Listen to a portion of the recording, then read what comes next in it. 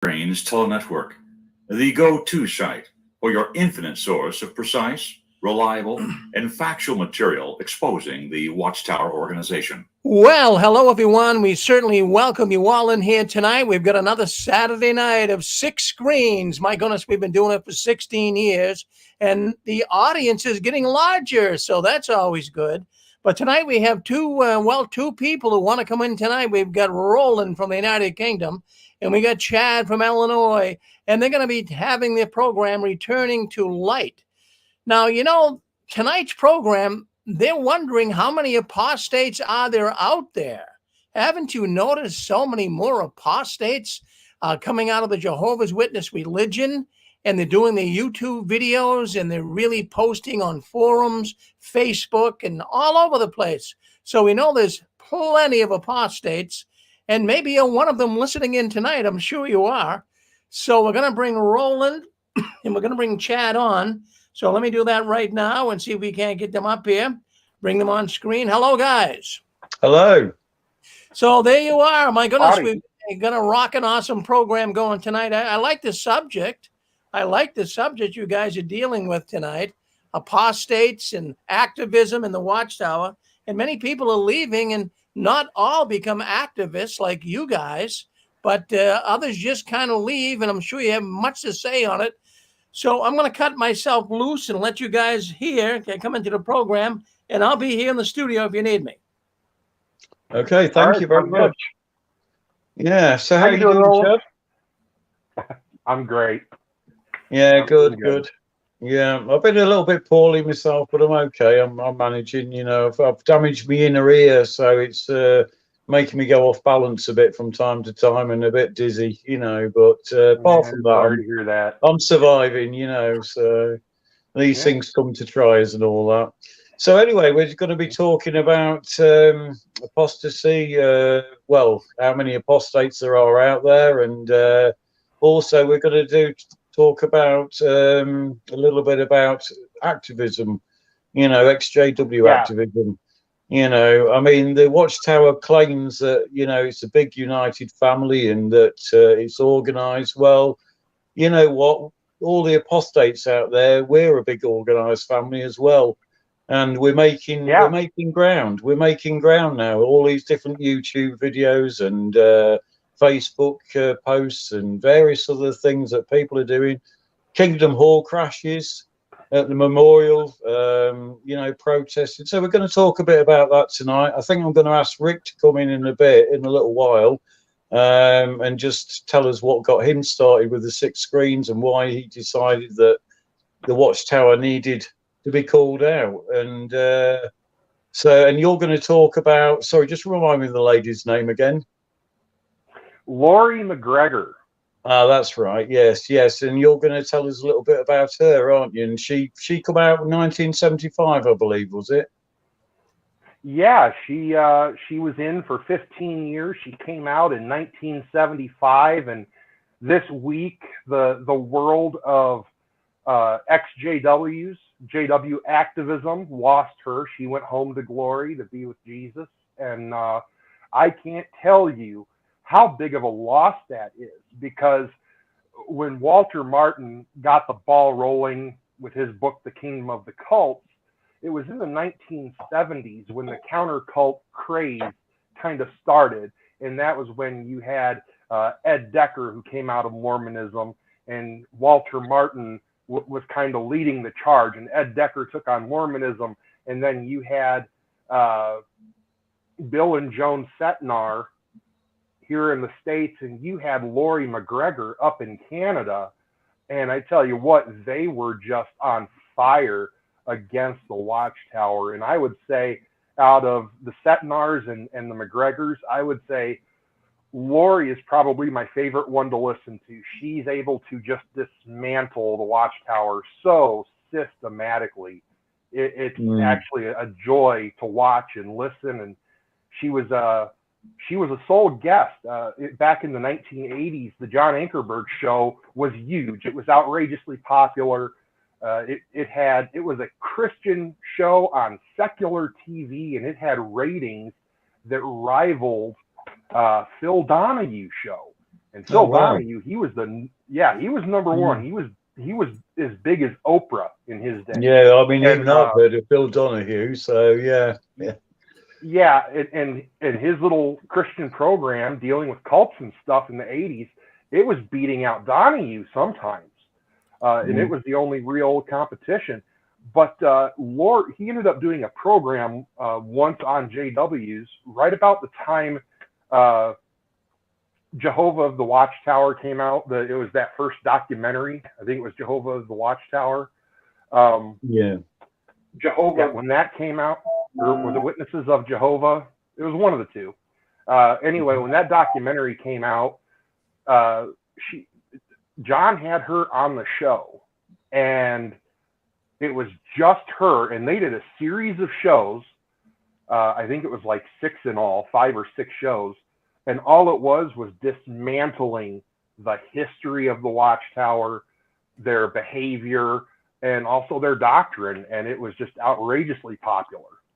So this week we lost a real warrior against the Watchtower. And I've kind of made it my mission this week to let people know who she is. So I made up a list, a folder on my Google Drive. And on a lot of the XJW Facebook groups, I've been posting it. And when JW World News comes on tonight, on the Facebook feed and also on the chat room, I'll be posting the link to that. I can't post it right now because I'm using my phone to talk. Yeah, but I will be posting. I can't post it to YouTube because they automatically remove links. But I do make that available. Anybody else who wants to get into that folder, drop me an email, masterslanterns@gmail.com. I'm more than happy to send you the link. You can check it out. There's tons of her audio teachings against the Watchtower, and also that John Ankerberg series of programs. So yeah, back to you. Yeah, so she come out in 1975, so obviously that would be the Armageddon scandal of 75, where half the brothers and sisters, well, probably more than half, sold their homes and took out separate mortgages and stuff that they thought they weren't going to have to pay back because the new system would be here, so who they're going to pay. All the banks would be gone, so, and then they got a big shock afterwards, and I think was it over half of them left, I believe, in 75, half the congregation around the world, so they lost a lot. So I'm guessing she got out because of that. And I mean, what made her sort of want to, speak out against it? I mean, did she give any indication what her? Yeah, what happened with her was she was kind of pushed into marrying a guy she didn't even love because Armageddon was right around the corner. She wasn't allowed to go to college because Armageddon was right around the corner. So she got involved in a marriage, and it was a really bad marriage. The guy didn't want to take care of anything. He basically lived off of her while she worked 2 jobs. She was given a piece of property, and he wouldn't even help build the house on it. And she was forced a couple times by the elders to take this guy back. And eventually she reached the end of her rope and got rid of him. And she ended up getting disfellowshipped. Oh, right. And just before she was disfellowshipped, she had met this Christian guy. And after her disfellowshipping, she just poured herself into her work, built up a good solid business, and she met this Christian guy, kept coming around, and he started to show some interest, and she said, well, I'm not going to see you anymore unless we study the Bible together. And actually, this is just before she was disfellowshipped. After her divorce, before the disfellowshipping, she kept meeting with this guy, and he wasn't really a Christian per se, but she ended up getting disfellowshipped for seeing this guy, and because she started to see things in the Bible that she didn't see in the Watchtower. And she ended up, it's real funny, she ended up getting married to that guy. His name is Keith McGregor. They got married in October of 1975. I think there was a specific date they had set for the end, and that was the date that they chose for their wedding. But wow. after she got out of the Watchtower, you know, God just moved in a way and brought her to other people that were Jehovah's Witnesses, and brought some people who were physically in but mentally questioning, brought them across her path. And that just happened, you know, just in miraculous ways. That kind of thing kept happening to her. And then eventually she hooked up with Bill and Joan Setnar, and got some exposure from them and from Walter Martin, and then John Ankerberg's show. And I mean, just the stuff she did, just tremendous. She really was a general. If we were to consider, you know, the XJW community of activists, if we were to consider ourselves a military army, I can honestly say that Laurie McGregor would have been our general. Right. But she ended up having to step out of ministry years ago because her health started failing. In fact, because of some of the stuff she went through because of the Watchtower, she ended up having just a lot of stress, and it really led to her physical health declining in many times. And then eventually she got sick, and one thing led to another, and she almost died, but you know, God spared her, and she came back stronger than ever. And she was really leading the charge there for about 15 years, having conferences for ex-Jehovah's Witnesses and things up in Canada. Boy, I tell you what, she was a real lady. She ended up making 2 movies. Yeah. Oh, she was. She ended up making 2 movies. Each one was 45 minutes long, and they're both in that list I made. One is called The Witness at Your Door, and it's about a guy who loses his family, becomes a drunk. Some Jehovah's Witnesses stop by. He joins the witnesses, cleans up his life. His wife wants to go back with him, but now he's a Jehovah's Witness and she's not.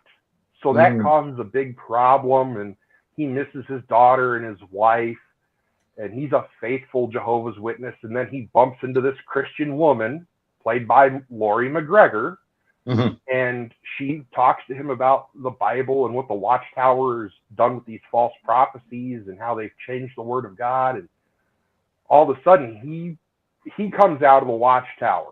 The second one picks up where that one leaves off, and the guy who brought him into the Watchtower, it's more about him and how he had a daughter that was disfellowshipped, and now the daughter had a kid that needed a blood transfusion maybe, and you know, the morality he had to wrestle with that. And it even shows how he helped kidnap a child from a hospital, so a child wouldn't get a blood transfusion. The child almost died, but thankfully survived. But it was all about how he found out the truth from this ex-witness and from Laurie McGregor's character. And this guy also came out of the Watchtower, and he ended up becoming a Christian, and he ended up getting his daughter back and her husband, and he got a grandchild out of it. So lovely. he lost the world he had built up, but he gained his whole family. Yeah, that's often what happens. Yeah. So the world's lost a really big personality in the XJW activist. So that's a real shame. We're sad to lose her, but of course she'll be happy now. You know, in heaven, she was a Christian, so she'll be there. Yeah. I mean, I've been going through a few different videos. I mean, I've had a look through YouTube just to see how many different ones there are. And there's just so many XJWs out there. I mean, you know, and they've all sort of basically beating the same drum. They're all saying exactly the same thing. The way they was treated was awful.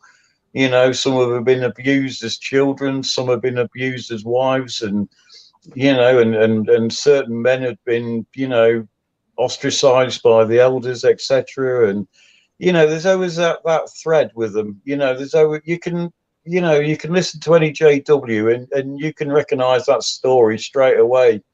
You know, and I think, you know, because when I was gonna leave the JWs, my plan was, and I've said this before, but I'll say it again because we're talking about it. My plan was just to leave them, just disassociate, and have nothing more to do with them. I wasn't going to, you know, speak out against them or anything like that. I just thought, well, if they leave me alone, I'll leave them alone. I knew they would leave me alone once I was, you know, disassociated, because obviously I was shunned then. So I thought, well, that's fine, you know. And so I was just going to leave it at that. But then, you know, after I disassociated, I found out about my daughter being abused by an elder sexually when she was younger. She'd kept that to herself for many, many years, about 14, 15 years, something like that. And she only told me after I'd actually handed me disassociation letter in. She wouldn't tell me until she was absolutely sure I'd left, you know. And as soon as I found that out, I mean, that absolutely broke my heart, because, you know, she'd been living with that for years. And if she'd have just told me then, we'd have gone then. But, you know, but unfortunately, she didn't think she'd be believed, which she wouldn't have been by the elders, but she would have been by me, of course. But, you know, and we would have been out then, but I just didn't know, you know, and it explains a lot. But when she told me that, I thought, well, there's other children, you know, in the congregations around the world, not just in the congregation that I was in, but other congregations, and they're also being prey to these paedophiles. You know, it's also wrecking a lot of people's lives. You know, the way they treat people is absolutely despicable. Even their own people, the ones Right. that, you know, that are attending meetings. I mean, you know, it's, if your face doesn't fit for a start, well, then you've had it, you know, and you just won't get recognized or anything, you know. And they have these particular cliques, you know. Yeah. And you know, so there was all these different things that, you know, people are suffering. I mean, people are being shunned and the families are shunning them, so it's breaking up family. The suicide and depression rate is 4 times higher than any other religion in the Jehovah's Witness religion overall, which, I mean, that speaks volumes. I mean, it's supposed to be paradise, you know, it's supposed to be a spiritual paradise almost now, and it's nothing of the sort. This is, you know, it's driving people to suicide, it's driving people to having to take antidepressants and various other things all their lives. Some people come out with major trauma, post-traumatic stress. And I just, you know, and it was like, I mean, we don't get too God, so we don't speak too much about God on a Saturday night, but, you know, I'm a Christian, and it was like God was saying to me, well, you know, you spent 19 years in a false religion for a reason, you know, and now you can use those 19 years and use it against them, because now not only do you know what they know and what they will say, but now you know the truth, the real truth, and you know the Bible better, you know. So now you can fight the fire with fire, you know. And Yep. so that's what I did. You know, I just couldn't sleep at night knowing that these people were out there suffering, you know, in the way that they do. I mean, I knew a lot in my own congregation that suffered mental health issues, and I know a lot in other congregations that have suffered mental health issues. And you see on the forums, on the Facebook chat sites and stuff like that, the groups, the XJW groups, you know, most of them have got depression or something that's really upsetting them. You know, they still haven't got over it after, you know, 20, 30 years, some of them. You know, they're still wound up about it. They're still, you know, have sleepless nights occasionally, you know. And I just thought, well, you know, these people need stopping. This tower needs bringing down, and you know, and then that was it, you know. And then I come on Rick's show, and he interviewed me, and after that, I just thought, well, that's it, you know. This is what I need to do. This is my ministry now, you know. Well, it's part of my ministry. You know, it's to help other JWs, ex-JWs get out there. And it doesn't matter what capacity we do it in. I mean, some of us are out there on YouTube and Facebook. Some of us are just out there on the Facebook sites, just basically trying to get active JWs that are on there to sort of see the light, you know, and see the real truth. And the truth is that their truth is a lie, you know. Yeah. And, you know, we've had a little bit of success actually there. I mean, I've spoken to one or two, and actually one was arguing with us for weeks, and then suddenly he changed, and now he's actively against them, you know. And, you know, one or two others there, you know, I'm starting to make breakthroughs with them, and it's just purely try and be patient as I can. I mean, sometimes they really wind me up with because they get downright nasty. I mean, you've seen some of the comments to me, like, you know, Oh yeah. you know, and you've had the same, you know, and I mean, only just this week, I mean, I've had a load of, you know, stress just because I simply asked, you know, do I have to be a Jehovah's Witness for God to hear me? You know, and oh, the abuse I got for that, you know. So, but yeah, you know, so, but it, you know, when you get breakthrough to just one person, it makes it worthwhile. You know, if you stood outside the Kingdom Hall on Memorial Night and you turn one book study away, one of their book studies away, you managed to get through to maybe somebody that's PMO there, as I did on the Memorial. I had a really good chat with a guy there. I mean, he was only there because his family were JWs, you know, and he agreed with me on everything about child abuse and everything. And I said, what, and you stay here because of, you know, knowing that? And he said, well, I've got no choice because all my family are witnesses, you know. And, you know, I can understand that. It's a very hard thing to tear yourself away from, to think that you're not going to have any more contact with them, and unless you go back and have to grovel to them. You know, it's a big thing to have to then sort of think, right, well, you know, if I leave the congregation, yeah, I could be happy in some ways, but on the other hand, what's life without my family? I can totally understand that, you know. So it is difficult for some of them, but you know, I got through to him. We had a good chat, and he was very receptive, you know, which is unusual.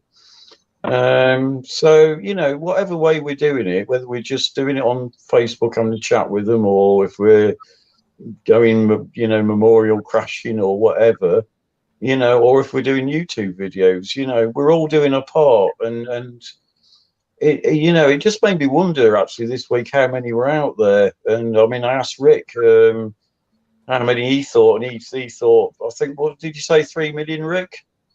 How many apostates there are? Yeah. Well, right now, from what we estimate here, you know, it's hard to come up with a really known figure. But what I know in dealing with people here in the last 16 years, Roland, there appears to be 14 million.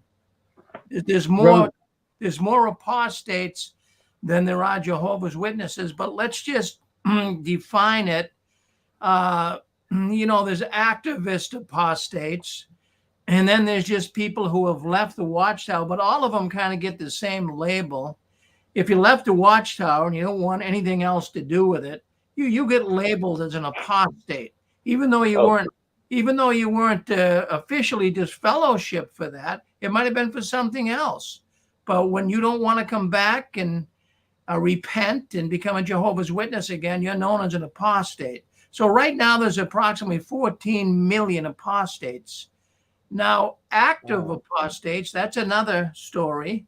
You know, you guys are considered activists, people who write, like you say, Roland, on Facebook and YouTube and these forums, and people that just make comments, even here on the 6 screens, and speak up, trying to expose the Watchtower. They'd be considered activists too. So if you take into account all of the people that are outspoken, all of the people that are willing to put their butt on the line, so to speak, and say, hey, man, there's something wrong with this organization. We estimate here at the 6 screens is 2.5 million of those people. Yeah, wow, that's quite a number. You know, I mean, for saying what, there's 8 or 9 million Jehovah's Witnesses allegedly. You know, 2 million out of that, you know, active. I mean, that's not just the ones that have left. I mean, the active ones that are actively speaking out against the Watchtower. That's quite a high number. 3 million. I mean, that's quite a substantial gathering of people out there trying to get this message across that the Watchtower are not, you know, the true religion. In fact, they're not even a religion of God. They're not Christian. Well, Why they call themselves Christian, I don't know. it's estimated, Roland. It's estimated just in the last 18 months, there has been a real uptick. I mean, a really large uptick in the amount of people that are leaving the Watchtower. Of course, you know, a few years ago, we never even knew what the term PMO was, you know, physically and mentally out. But there's a lot of PMOs out there. They're going to the meetings in a perfunctory way. They're going, of course, kind of pretending they're still a witness, but they're not. And they present a real threat. But there's plenty of them. And I mean, you know, all you have to do is post. All you have to do is call into the 6 Screens or post in some of these forums. And we've got people all over the world now that are doing this, and all the people on YouTube, and then the people even comment on YouTube. You run the numbers, you get some serious numbers there. Yeah, oh, absolutely. I mean, it's just, you go on YouTube and there's just video after video with different people. I mean, it's amazing, really. And to be honest, when I was a Jehovah's Witness, how I missed half of these, I don't know. But I think certainly even since I've been out, there's been a massive increase in people. I mean, certainly there's a lot more people calling into 6 Screens now than there ever was when I first started coming on. And I mean, you've been on 16 years and you got quite a good crowd by then. But I think, you know, just recently I've just noticed loads of new people calling into the show. And actually, by the way, while we're talking about it, if people do want to call in tonight, by all means, call in. Tell us what, if you're an activist, if you're doing anything out there, what you do, if it's YouTube videos or anything like that. Just call in, tell us a bit about yourself, why you decided yourself that the Watchtower needs calling out, and just tell us a bit about yourself, and you know, and or if you agree with certain forms of protest, and if you don't, call in about that. Just call in and say hello. That's, you know, just say hello, and just, you know, just introduce yourselves. That's all we want. So whatever. So call in tonight. Yeah, and even if you want just to call in, and if you just want to call in just to share who your favorite activist is on YouTube or Facebook, maybe that'll help someone else. So because there's so many of them out there, you might not know, you know, someone may not know who to look for. And there are so many activists that have came out for so many various reasons. There might be an activist who really clicks with you and you can relate to them, and listening to their teachings and testimonies and stuff, it can be really helpful and it can really minister to you. I know one of my favorite ones that I listen to is JW Escape. You know, I mean, I watch her probably a few times a month, and just excellent content there. So what about you? Who's your favorite? Well, I think what the one you just said was one of mine, and I was just watching one today, and I can't for the life of me remember who it was now, but he was very good. It might come back to me in a bit, but yeah, I mean, he was very good. He was, you know, I mean, he just about covered every possible subject, you know, that you can possibly think of. I mean, the blood issue, just everything, you know, the money, you know, even about, he was even making comments today about the what was it, the Bethelites having to pay out, you know, the governing body asking the Bethelites to pay out of their own pocket towards contributions, even though they don't actually make any money themselves, you know, other than perhaps the odd bit that the family might send them, or you know, if they do happen to get out of Bethel and do a bit for a local brother or something, you know. And I thought that was, you know, I thought the way he sort of, he was very clear. He come across and he explained every little detail, and I just have to think who it is and get back to you. But yeah, that was very good. And I'll tell you one, a thing that really made me take notes, and it wasn't actually a YouTube video. It was actually on the site Quora, and they got an XJW bit on. Well, they got JW bit on there where sometimes people ask questions of the JWs or whatever, or may ask questions of XJWs. And there was a Mark on there. What was his name? Was it Mark Wright or something like that?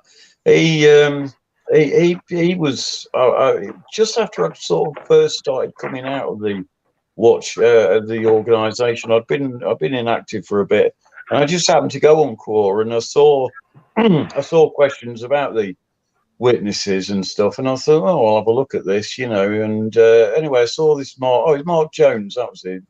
I saw this Mark Jones, and he'd answered about the what, and I thought, well, he's obviously an XJW. And he'd been an XJW for 25 years or something like that, I believe. I mean, he was an atheist, but apart from that, everything he said, I totally agreed with. I mean, he was very frank about the Watchtower. And what when I was in the JW org, I used to think it was probably just me. I mean, I knew other people had issues with them, but I thought it was mainly just me that was perhaps overreacting sometimes or whatever. And I just thought, well, no, I'm pretty sure I'm not overreacting at all, because, but it starts to get you to question yourself. You start doubting yourself. You think, well, hang on a minute, was it that bad, or was it me? But anyway, when I started reading his comments, he started mentioning a lot of the stuff that I'd been sort of feeling myself, and I thought, oh, not just me then.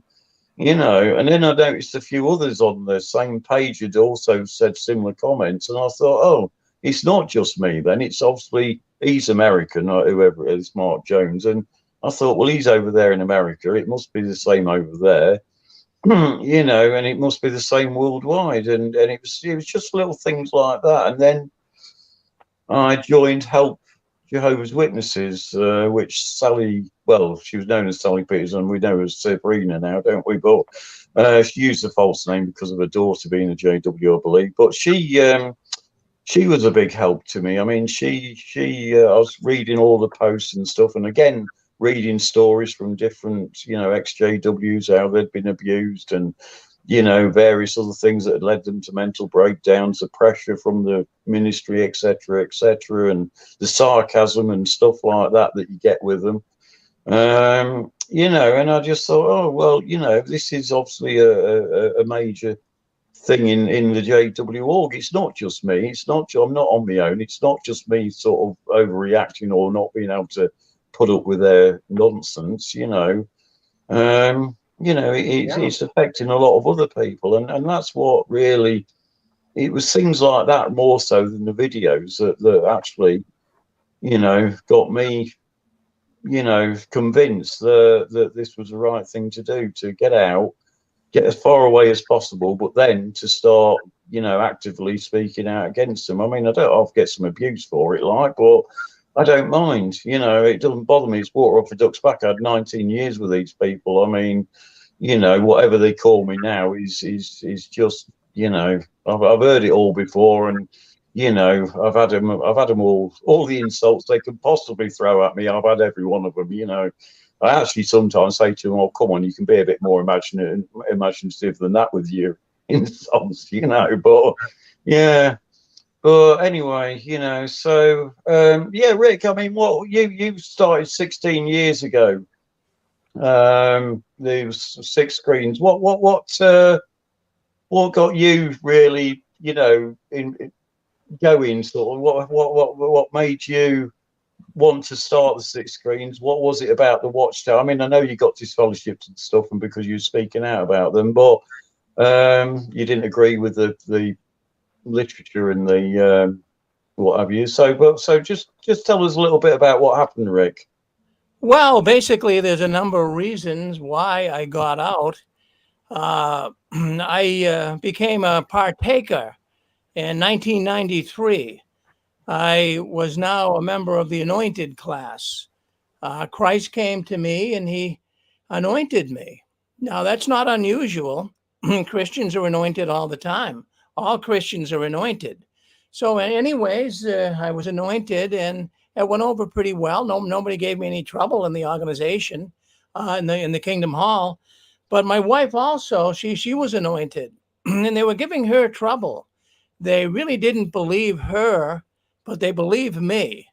And it kind of ticked me off a little bit because she was way more spiritual than I was. And I was saying, this is crazy. Why is the Watchtower, at least the Kingdom Hall I was going to, why are they treating her with such disdain? And they treated me like I was the king of the mountain. So anyways, I was in good standing and I was invited to go down to, I'm just going to put Chad back on here with us. I see, oh, there he is. But anyways, I got to know Brother Loesch at the world headquarters of Jehovah's Witnesses in Brooklyn, New York.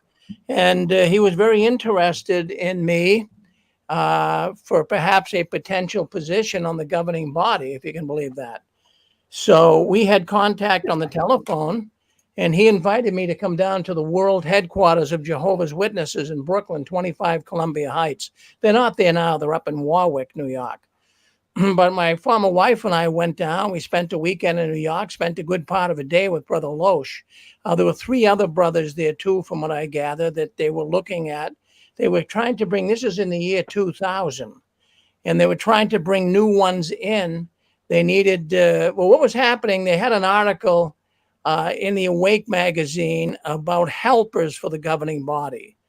And you might remember that article, maybe some of the people listening, but there was an article in Awake magazine that the governing body was using non-anointed helpers. And they were called the Nepha. Oh boy. They were called the Nephinim. And that was a big issue with the Watchtower. Their phone was ringing off the hook. These people were not anointed, and a lot of witnesses were calling the organization. In fact, Brother Loesch, governing body member, he's still a governing body member now.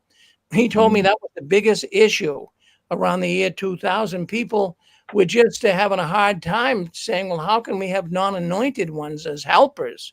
You know, it's the faithful and discreet slave that gives us meat in due season. But anyways, after spending, a good part of a day there, I saw that this really wasn't a religion. I saw it was more of a business, masquerading as a religion. So I didn't really want to continue to go forward. He wanted me to. In fact, he stayed in touch with me. He was writing me letters, and he wanted me to get very close and get into the organization in an official position.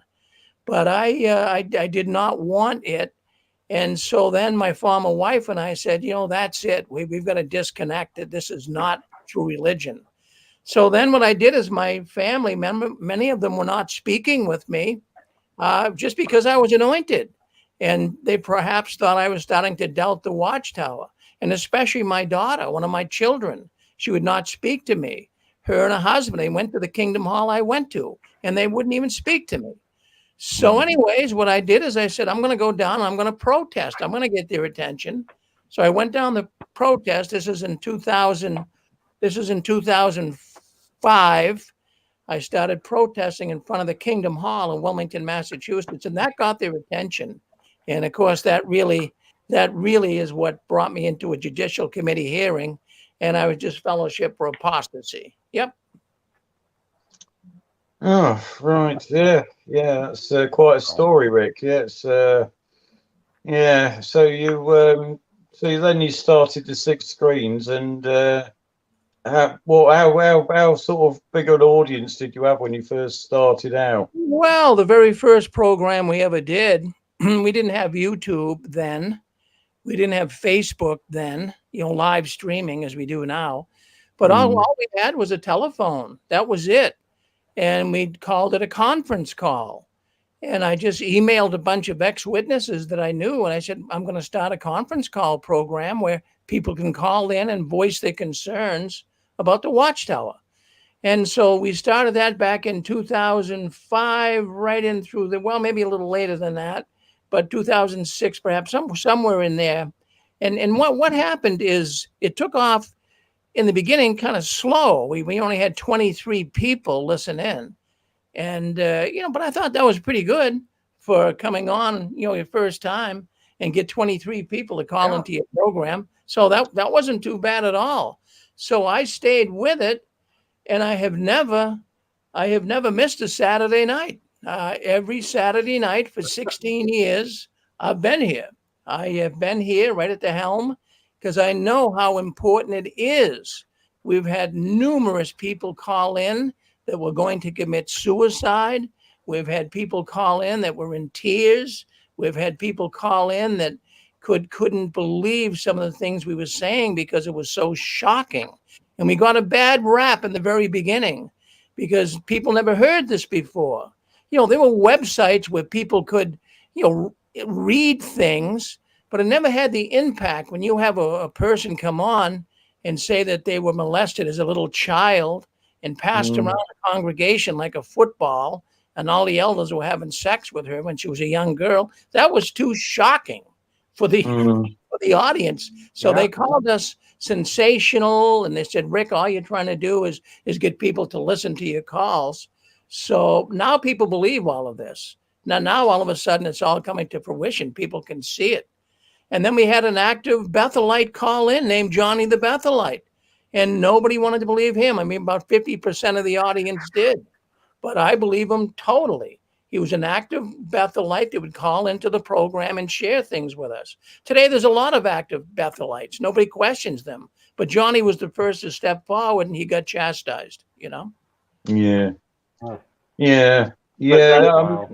That's the unfortunate thing. A lot of people, it is shocking. Some of the things, some of the stories that you've had on, and some of the stories I've heard from different witnesses. I mean, they really are shocking, and you wouldn't believe it. I mean, I always say I could write a book, and I think every ex-JW could. Because and sometimes I have to tone down sometimes what really happened, because people would say, well, that's just outrageous, Rob, that never happened. But it did happen, and if it hadn't have happened, I'd have still been there now. I'd have still been a JW now, but it did happen, and I could see the injustices. I was seeing people being split up. I was seeing, mothers and fathers and what have you being, sort of counselled because the kids had made a bit of noise in the meeting or something, or the kids would be dragged out and walloped, and I just thought, well, this is no religion. I mean, this is just ridiculous. I mean, people are just under pressure. You're feeling all the time. You just feel miserable, and I mean, this can't be the truth, surely. And it was just little things, that started to. But if you tell people the whole truth, they won't believe it. Well, I mean, ex-JWs do, because they've been there now, and they, they've seen it. And there's all these. Again, it's thanks to all these activists. They're all now coming out. They're all saying the same thing. They're all quoting various different things that have happened to them, to other people, what the Watchtower have said and why it's wrong. So many people are coming out now, and the stories are all, adding up. It's all the same. You listen to one JW, listen to the next, and it's almost the same story with just slight change in maybe family or person or whatever. But, whether it's sexual assault or whether it's somebody being persecuted in the congregation for something silly like, smoking or taking a blood transfusion, there's all these different things. And, I've actually had people call me at 3 o'clock in the morning, ex-Jehovah's Witnesses. People have put them on to me. They've called me on Messenger or whatever, early hours of the morning, and they've been in tears. They've been kicked out of the house. 17-year-old lads, 17, 18-year-old lads sometimes been kicked out of the house because they don't want to go to the meetings, and they've said to parents they don't want to go to the meetings. It's all right, I'll get out then. No money, no supplies or anything like that. Most of the family are Jehovah's Witnesses, so they've got nowhere to go.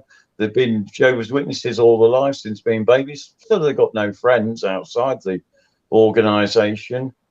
And it's just things like that everybody's now starting to sing the same tune, and when you start hearing people, grown men particularly, or boys, cry, you know, because of the situation, because of a religion that's supposed to be a loving religion, you know. And this is why activism is so important, because, you know, it's calling it out, it's exposing it. Even the newspapers in Britain now are starting to get hold of things and starting to question them a bit more. Even certain government ministers are now starting to question them a little bit, you know, which it's been a bit of a no-no in this country. You know, if it's religion, we leave it alone, you know, we don't touch it, you know. And we get someone, Roland, we get someone wants to come and talk to you. Go ahead, sir. yeah, go ahead, caller.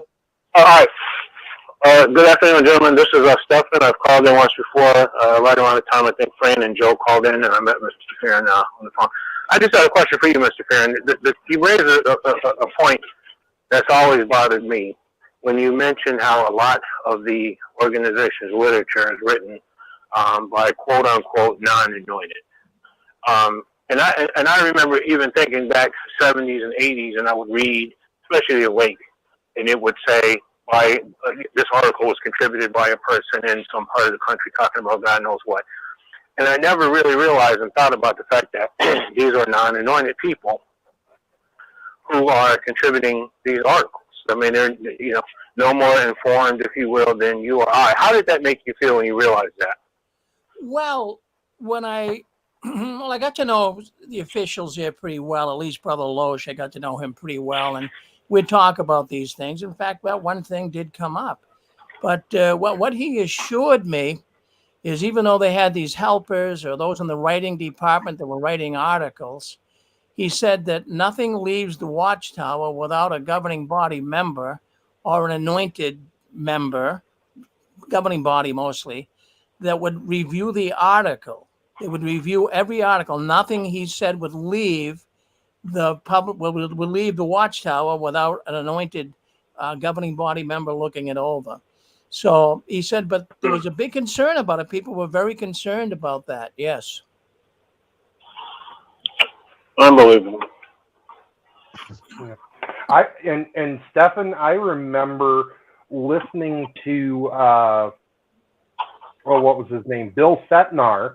He used to be a writer for the Watchtower. He was a Bethelite. He was right there, lived in Brooklyn. Yeah. He actually said he would sit in on some of the meetings with the governing body and hear accounts, you know, being told, we can argue this all day long, but as soon as it comes off the printing press on the 6th floor, whatever it is, then it is the truth, and then it is a fact. Exactly. And we can argue it all we want in here. I think that was something that came out of testimony from Fred France as well. The gentleman that made the comment about young people, you know, when they leave, they don't have any support system, and so forth and so on. There was a circuit overseer. His last name was McGee. I don't know his first name. They used to call him Pioneer McGee. And he was in the Midwest here. And he would say multiple times during his various parts, if you have kids, they don't want to serve Jehovah, kick them out. If you have 3 kids, and the oldest one doesn't want to serve Jehovah, kick them out, because he will he will cause the other 2 not to want to serve Jehovah.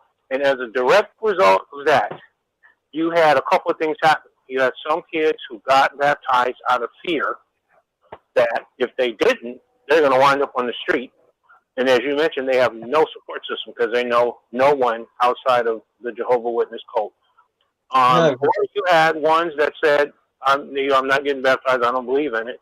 And sure enough, they were kicked out. And some were kicked out even before they graduated high school. So if they turned 18 before they graduated high school, they were kicked out. So overnight, they're homeless and haven't even graduated high school. And I'm sure some probably didn't graduate because of the trauma of just trying to figure out how they're going to live and survive, and probably quit going to school, all as a result of this circuit overseer. So what you just said about that is 100% true. Oh yeah, absolutely. I mean, I've spoken to a few, and I had a similar situation myself, because my youngest, not my youngest daughter, my oldest daughter, she'd left the congregation when she was old enough to stay at home by herself. She decided she didn't want to come, and I didn't push her. She seemed petrified by the Kingdom Hall, and now I know why, because she was sexually assaulted by an elder. But she didn't come to the meetings for Sorry to hear quite that. a long time, and she got pregnant out of wedlock. She was about 17 or something when she got pregnant, and anyway, one of the JW elders and their wives said to me, I told you, they said, "Oh, I've heard, your daughter's pregnant," sort of thing, and have you kicked her out? And I said, "No, I haven't kicked her out. Why would I kick her out?" And I says, and they said, "Well, oh, yeah, she's not coming to the meetings. She's not, she's not interested in God, and now she's got herself pregnant. How does it make you look as a witness? How's it reflected on the witnesses? You having a daughter there pregnant out of wedlock?" And I said, "Well, I'm not chucking my child out on the street when she's pregnant." I said, "What sort of witness would that send?" I said, "I'm supposed to be a Christian man." Kudos to you. And Kudos so to the you. first Kudos thing to you. I do is my daughter makes a mistake and I kick her out on the street. How is that loving? How is that forgiving? And I got a load of stick about that, but I stood my ground and I wasn't having it, so. And now I've got a beautiful granddaughter, and she's the light of my life, and if I'd have kicked her out, she'd have had no home, no money.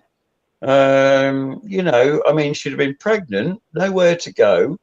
It was just absolutely awful. But according to them, I should just chuck her out, throw her out on the street, and let her sleep in a cardboard box, pregnant. Yeah. That's exactly right.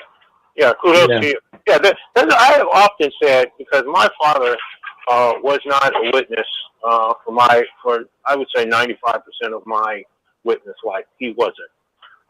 He was a real man. He was a person who made up his mind about a thing, made decisions. He took care of our family. He did everything. And then I would have friends who had fathers. Sometimes fathers are even elders. And there was such a stark contrast between their father and mine, because they could never make decisions. They could never act in a decisive manner. If a situation came up, they'd have to go get a bound volume and then go get several more and then go write to society and then go call some other elders. And 2 years later, you get the answer to your question. And I could walk over to my dad and he said, "Well, let's see. What about this? What about that? All right, boom, boom, boom. Do it or don't do it, or whatever the case was."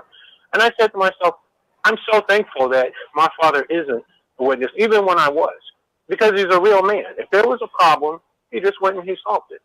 It wasn't about, oh, what did the Bible say, and what did the 1967 bound volume say, and what did some idiot elder say in his talk, and all of this craziness. It was just they're not these men that run the country. They're not real men. They really aren't. No, You got that right. absolutely. It's just the way they treat the congregation, the kids, the elderly, particularly the elderly. There was an elderly widow in I've told this story many times. I'm going to tell it again because it absolutely infuriated me, and it was one of the things that really led me to leave the congregation. It took me a little while after that, but it wasn't long. It started me thinking really deeply then. And there was this old widow. She just started with dementia. Her husband had been an elder. He actually was a decent bloke. He always had my back when he was alive. He'd started the congregation in the town that I live in England 50 odd years ago. He pretty much started it single-handedly because they hadn't sent anybody else at that point to help him. And so he was having to manage the mics and do the talk and do the Watchtower and stuff like that. So he set it all up and he worked really hard. Anyway, she was a lovely old lady, Marjorie, his wife. And she was in her 80s and she just started to get dementia. Now, she always had the ministry at her house, the field ministry. She'd have it at least once a week, sometimes twice a week at her house. And she loved it because she loved doing the tea. And she was still able to do tea and coffee and stuff for the brothers and sisters. She still had a bit, she was still sort of almost there. She was just starting to lose her memory and get a bit confused here and there. But she got a disfellowshipped daughter. And it was the only daughter she'd got, the only family she'd got. Her husband had died a few years before, and a couple of years before. And anyway, she got this disfellowshipped daughter, and she asked her to help her with the bills, the household bills, because she was getting confused. She couldn't get out to the shops so well either. So what happened was the eldest found out she'd been talking to a disfellowshipped daughter, asking them for help with the bills and stuff and to take shopping, but none of them offered to help her. But because she spoke to a disfellowshipped daughter, they took the field service ministry off her, so they didn't have it at her house anymore. So she didn't have that company of the people coming in. She loved it. You know, she absolutely loved helping out and doing her bit. She also used to stand on the cart for an hour because, you know, she couldn't walk about the houses these days. You know, she did a fair share in her younger days, but, you know, she was getting on a bit, so she could stand at the cart. She didn't really have to say much because they just stand there, let people take the book. So she didn't really, you know, and she was getting an hour's ministry in here and there. And an elder went up to her right in the middle of the congregation, didn't take her out the back or anything, right in the middle of the congregation, really quite loudly, and said to her, Marjorie, you're not having the elders decide you're not having the ministry at your house anymore, and you won't be able to stand on the book cart because you've been associating with your disfellowshipped daughter, and that's not the sort of person we need on the carts. So, you know, it's not the sort of witness we need on the carts. That's, you know, she went out the back. I mean, she went out the back and she was absolutely sobbing. I went out after her because, I mean, it broke my heart because I could see she was really upset. I went out and, I mean, it took me 30 minutes to calm her down. Then I took her home and what have you. I come back and the elder had the cheek to say to me, oh, how is she? And I said, well, how do you think? You know, and then, you know, like the next day I had a bit of a go at him, like, you know, I was like, you know, I said, well, you know, how do you think she, because he was saying the next day about it, I said, well, how do you think she felt? You know, I said, you've embarrassed her right in the middle of the congregation. I said, it was unprofessional. I said, unelder-like. I says, and you should have had more tact. I said, she's got dementia, for goodness sakes. Can't you cut her a bit of slack? You know, and he said, well, rules are rules. You know, he says she's still compos mentis enough to know she shouldn't associate with a disfellowshipped daughter. I said, well, what other choice did she have? I said, did any of you lot help? You know, and there was no answer to that. No, because they hadn't. Nobody had offered. If I'd have known, I'd have helped her, but I didn't know, you know, because nobody bothered to check on her, did they? So you know, and it's things like that that need calling out. It's things like that they really hurt people.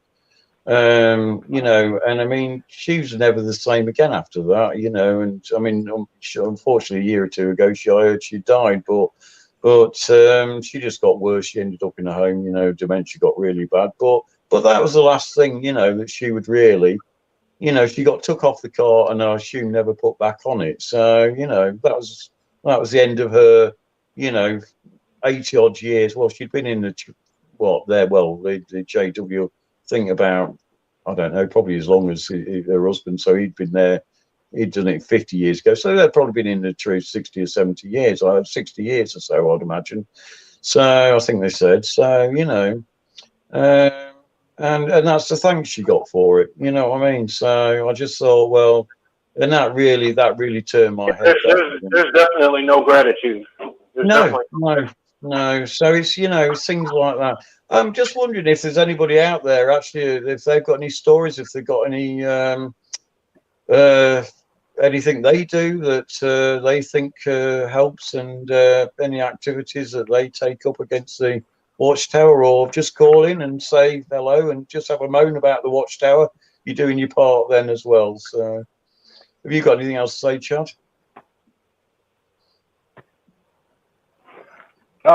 I'm just having some difficulties hearing things right now. Everything's breaking up a little bit.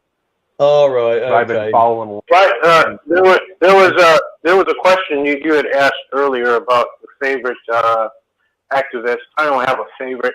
Yeah. Be like having a favorite child, right? But what I do appreciate different things from different groups. And when I first learned about the community, the first person I stumbled upon was Lloyd Evans.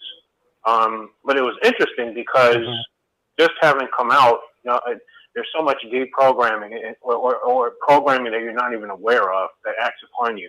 And I was sort of put off by the beard and the facial hair and everything. And then it clicked in my mind, forget what the messenger looks like, pay attention to the message. And I really took to the message and I saw everything that he was saying was good. And then from him, I stumbled upon Lady C and JT. And I'm of African descent, and so it was really powerful and profound for me to see someone who essentially looks like me, live in the same country that I live in, and talk about some of the same experiences and things that he had learned. So that was very profound. And then just starting to hear other people's stories. So because of that, I don't have a favorite. I think that they're all so important and so beneficial, and I'm very thankful getting back to this, the whole 7 screens, because, Saturday was always kind of a lonely, night when you leave the community. It's like you're just kind of sitting around, everybody else is doing whatever it is that they do, unless you have family or unless you managed to somehow make friends that were non-witnesses. You really didn't have anybody to be, but you could always tune into the 7 screens and be a part of that community. They're all my favorites because they're all so important in different ways. Oh, they are.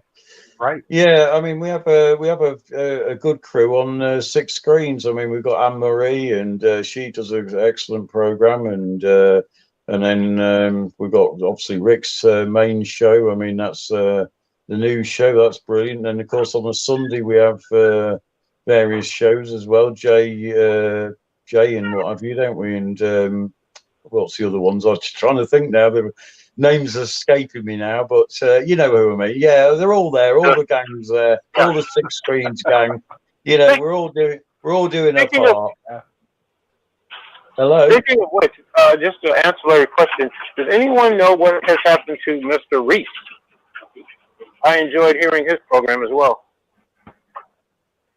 I don't know really. I haven't heard anything.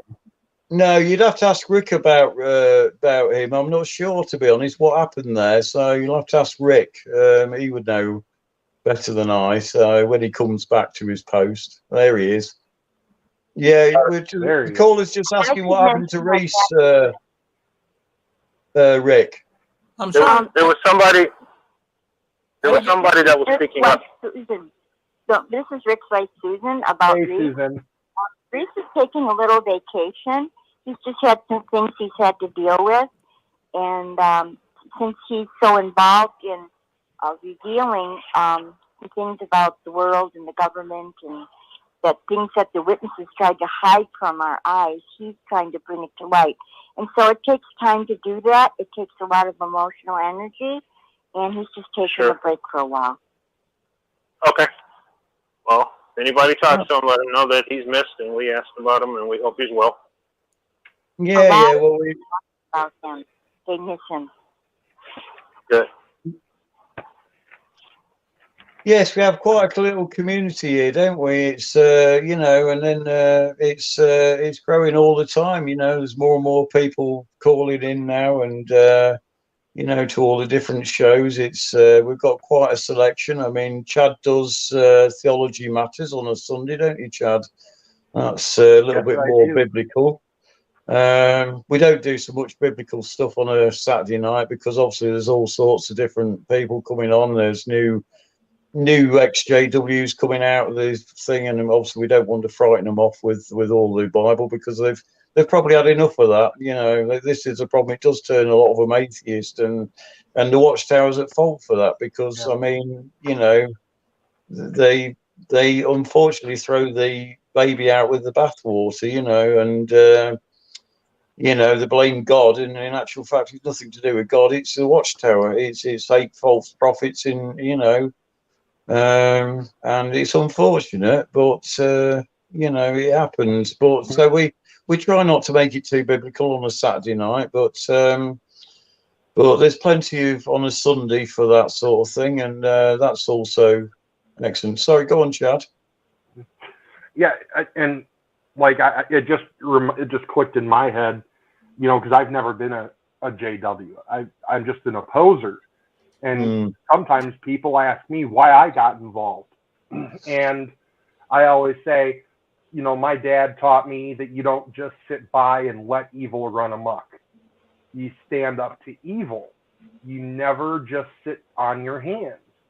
And I remember when I really got involved in the XJW community, not just reaching out to JWs, but when I started getting involved with the XJW community, it's because I stumbled across a video, and Christian and Katya Gutierrez were both in the video. And it was a secular news program exposing the Watchtower. And then I found them on YouTube, and I was watching Christian's channel, and I tell you what, my heart just broke over the things I was learning, and I couldn't take it anymore. I had to do something. Yeah, so, yeah, well, that's it. I mean, the thing is, as well, you know, so I think sometimes there's a little bit of, oh, well, you know, he's not an ex-JW or whatever, but with some people, because they'll call, you know, certain people, I mean, pastors or whatever, never been a JW in their life, perhaps, you know, they'll call the Watchtower out, and many others will as well. You don't have to be an ex-JW to call them out, you know. Whoever's calling them out is actively against them, and if they're actively against the Watchtower, then I'm more than happy. You know, the more the merrier. Come on board. Yeah. You know, if you've got something to say about the Watchtower and you can tear it apart, then by all means do so. You know, because the more these bricks are taken away out of this tower, the quicker it's going to topple. You know, and the more manpower. You know, the more of us out there, the more of us that are broadcasting, and the more of us that are going out there, even if it's just talking to a JW in the street, trying to, you know, perhaps give them, you know, just have a general chat with them if you have half opportunity. If they don't know you, if you're disfellowship and they don't know you're in a different town, have a chat with them. You know, just don't let them know you're an ex-JW straight away or whatever, or let them know that you're against them. Just chat with them and try and get a conversation going, try and sort of get something into them as well, you know, because they'll be trying to get whatever over to you. But, you know, yeah, I think, you know, whatever we do, whether it's just little things like that, you know, like say, or being online or, you know, or just even emailing. If you knew people in the congregation, perhaps people you brought in as a JW, I've done that. You know, I brought a few people into the congregation, and you know, and I felt really guilty about it, you know. But what I did, I started to email one or two of them and explain why I'd left, and you know, and that you know, they should seriously think about leaving too. And I pointed out exactly what was wrong with it. Most of them have just, you know, blocked me now, but. You know, if it just, even if they just think about it, even if they don't act on it and don't do anything, even if it just gets it in their mind, it might just set off that little bit of doubt that might actually spark up again, you know, a year or two later, a week or two later, year, you know, 10 years later even, it might still be in the mind, whatever we say to them, you know, just putting that little flicker of doubt into them, letting them know that, you know, we can prove that the Watchtower is nothing more than a business, run by false prophets. I mean, that's all there is to it. It's a business run by false prophets. I mean, they milk everything, and you know, I mean, they must be loving it. They get all these people doing all this work for nothing. You know, well, what business? I mean, what business wouldn't love it? It's slave labor. I mean, it literally is slave labor, because I mean, nobody's getting anything from it. They're not even getting eternal life from it, are they? So at the end of it, so, you know, they're just wasting their lives, as I did for 19 years, banging on doors, you know, talking to most people who aren't really that interested, you know. So, you know, whatever we can do to put a stop to all this, you know, it's worth it, you know. And whether it's just standing outside of Kingdom Hall protesting, or whether it's just talking to people, or whatever little bit it is, if you're calling into the shows, you know, as Rick said, you know, that's even that. So just talking out about you know, your situation yourself in the Watchtower, or other people that you know, just call in and say, you know, is that somebody wanting to come in there? Thought we had a caller. No. Could I mention about something that Chad was talking about? Yeah, carry on. Yeah, go ahead, Susan. I just wanted to thank you, Chad, for bringing forth Laurie and Joan Sentner, because those two were really amazing women. And Joan Sentner's husband started Witnesses Now for Jesus, and Laurie McGregor started her ministry. And I had the privilege of meeting her at a Witnesses Now for Jesus convention in 2014. And she is an amazing woman, a self-starter.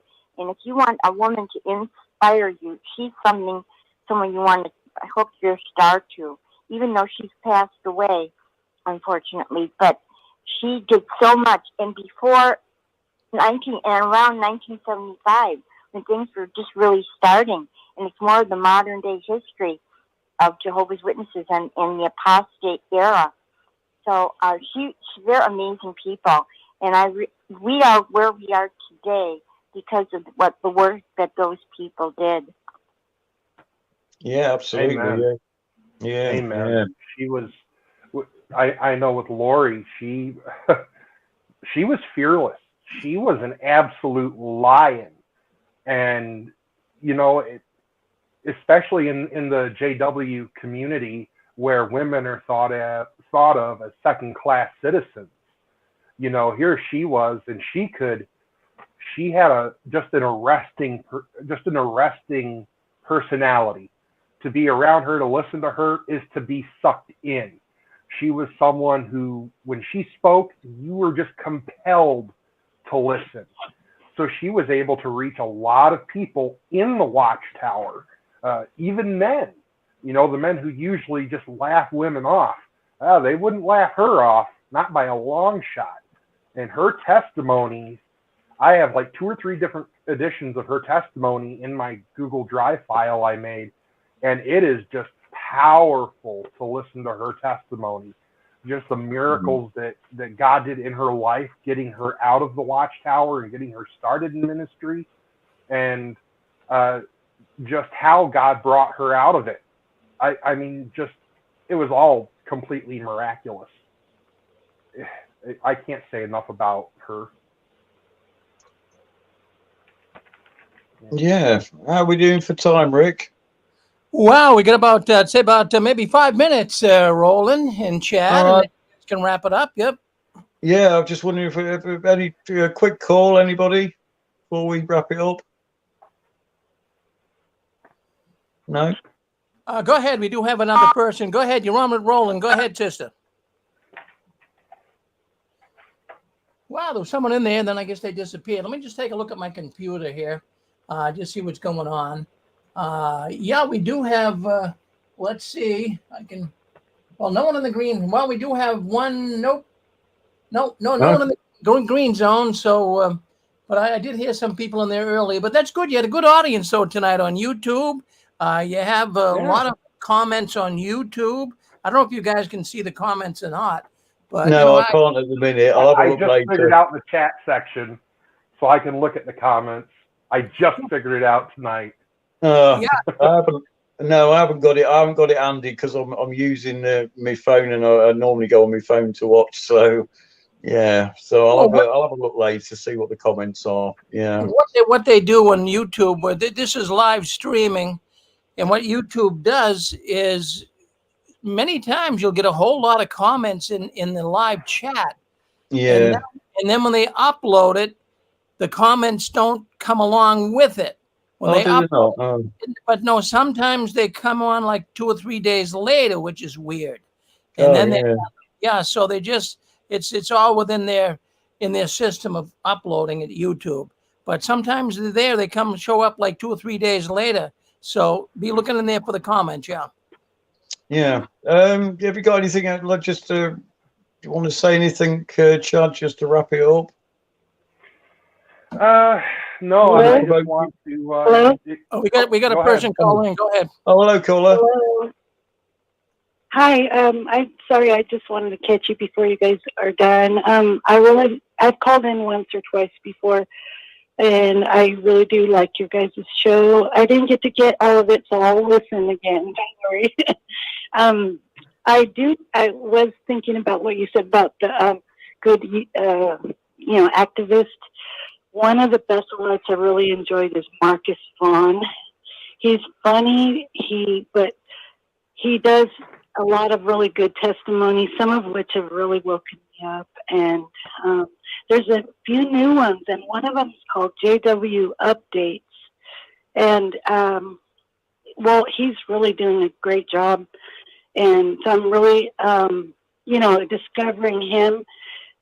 There's another one. Oh, I'm trying to think of his name. He's an older ex-brother, and he was an elder, and it's really upsetting what happened to him.